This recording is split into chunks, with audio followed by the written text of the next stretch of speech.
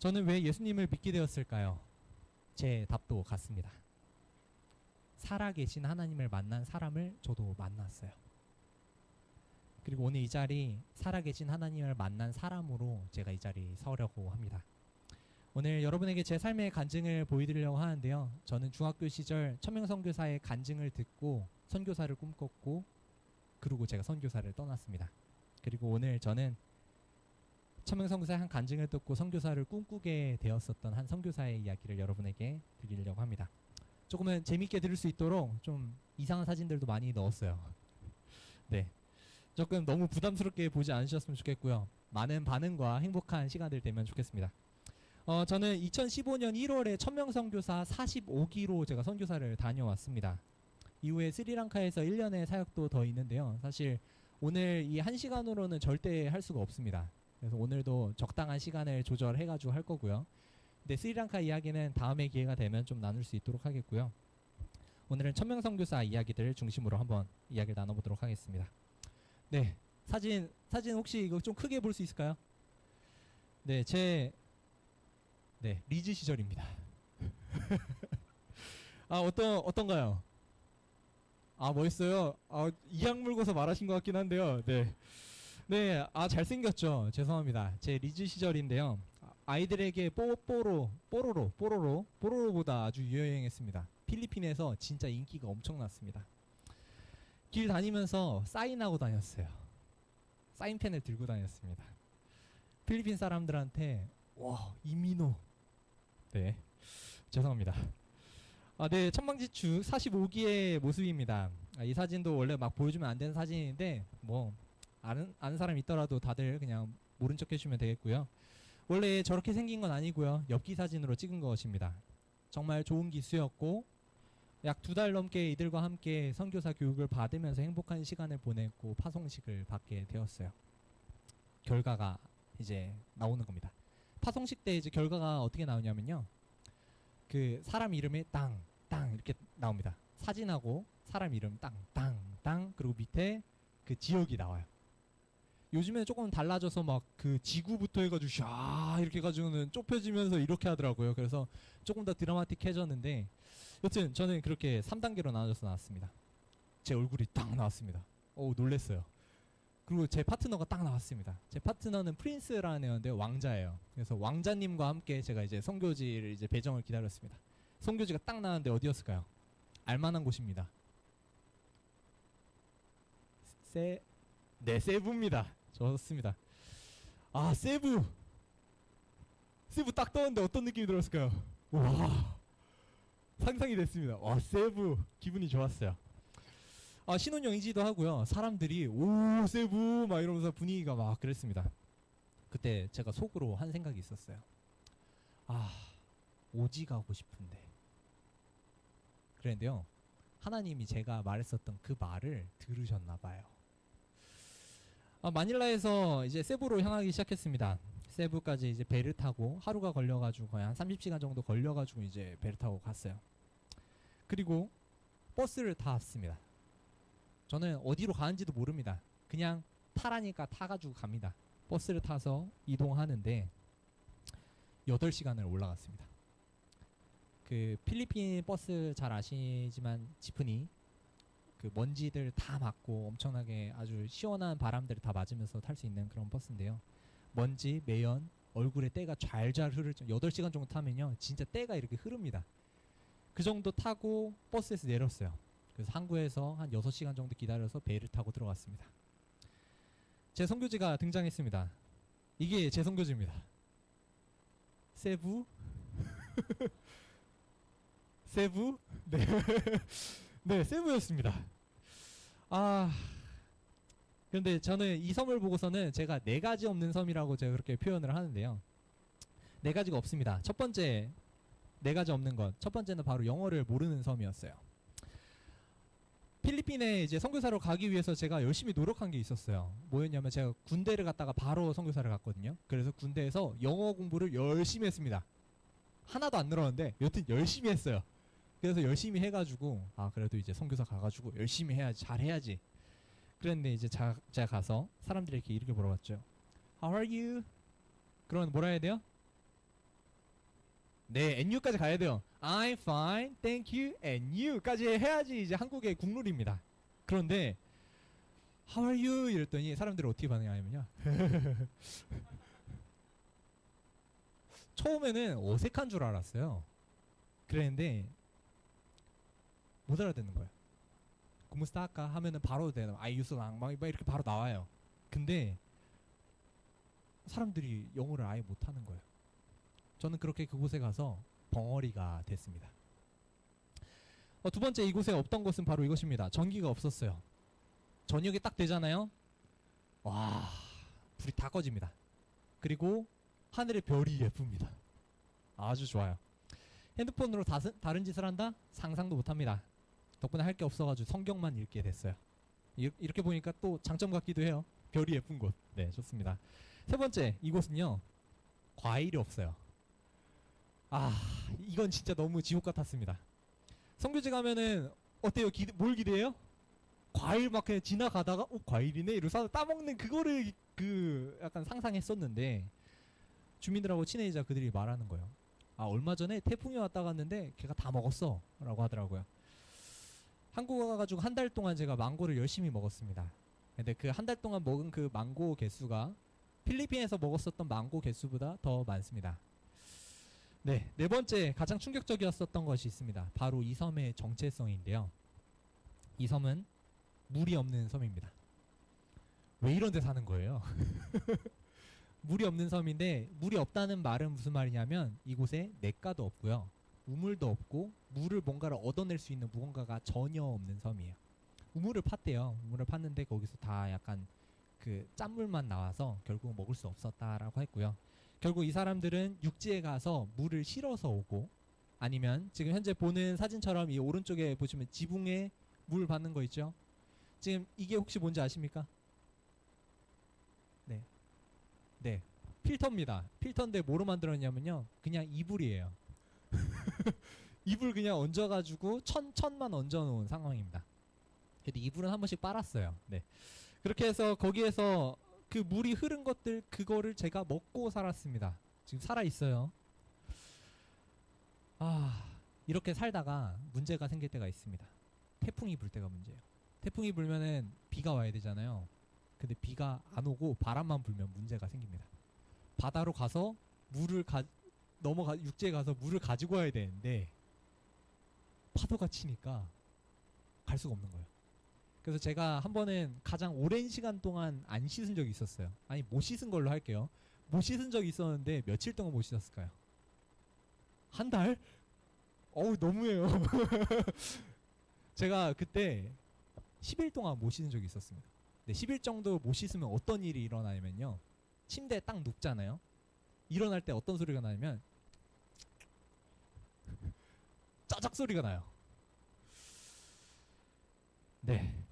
지금 여기 또 아주 흥미로운 사진들이 있죠. 여기 변기가 있습니다. 변기는 제 마음의 고향이자, 그리고 제가 평안을 누리는 진정한 공간입니다. 여기서 씻을 때 여기다가 물통, 지금 오른쪽에 물통 보이시죠? 저 물통을 가지고 물을 한 3분의 1 정도 따라서 그걸로 한 번에 다 씻습니다. 샴푸랑 한 번에 해가지고 물을 아껴야 되기 때문에 그렇게 씻는데요. 이게 딱 가슴까지 되어 있거든요. 그러면 제가 씻고 있으면 사람들이 지나가요. 좀 민망합니다. 이렇게 딱 하고 약간 이러고서 이렇게 인사하면서 이렇게 지낸 곳이었습니다. 그리고 여기는 그 물을 부어서 해야 돼서, 지금 옆에 제가 절벽에 살았거든요. 지금 이 바닥에서 물을 뜨는 겁니다. 그래서 덜어를 내려서 바다에 있는 물을 떠서 그걸 들고 와서 촥 부으면 돼요. 튀어요. 네. 어떻게 이곳에서 살고 싶으신가요? 너무 좋죠. 세부. 네. 처음 이곳에 들어가서 산지 한 3개월쯤 됐을까 제게 큰 문제가 생기기 시작했습니다. 이곳에서 내가 이곳에 왜 왔지라는 생각이 들기 시작했어요. 생각해보세요. 열악한 상황, 뭐 환경적인 거는 이해할 수 있어요. 근데 제가 나름 성실하거든요. 열심히 살아요. 그래서 이제 방문을 다니는데 아침에 밥하고 요리 다 하고 아침 묵상 끝나면 이제 방문을 하기 시작했어요. 아침부터 해가지고 아침 6시부터 저녁 6시까지 열심히 돌아다녔습니다. 방문하고 사람들 가가지고는 맨날 노래 불러주고 막 이렇게 하면서 선교를 하고 있었는데, 방문 가서 앉아있는데 막 답답한 거예요. 파트너가 막 이러면서 막 서로 막 이야기를 막 하고 있는데, 제가 뭔 말인지 하나도 못 알아듣고 거기서 그래도 선교라면서 선교라면서 웃고 있었어요. 그냥 제가 이것도 선교다 생각해서 그냥 웃고 있었어요. 근데 너무 힘든 거예요. 나 여기서 뭐 하고 있지? 라는 생각이 든 거예요. 그래서 하루는 그렇게 한 집에서 어떤 곳에서 파트너가 너무 신나가지고 한 4시간을 대화를 했는데, 아 그래 선교야 웃어 그래서 웃고 있다가 마음이 너무 힘들어서 제가 파트너한테 그렇게 이야기했습니다. 야, 오늘은 조금 빨리 들어가자. 내가 마음이 지금 좀 뭔가 힘들다. 그래서 집에 들어왔어요. 집에 들어왔는데 진짜 암 걸릴 것 같은 느낌, 막 진짜 너무 힘든 그런 마음이 들어서 제가 침대에 누워서 바로 잠을 잤습니다. 근데 꿈에서 제가 울고 있는 거였어요. 막 들썩거리면서 막 이러면서 막 제가 울더라고요. 진짜 서러웠나 보더라고요. 근데 꿈에서 특별한 경험을 하게 됩니다.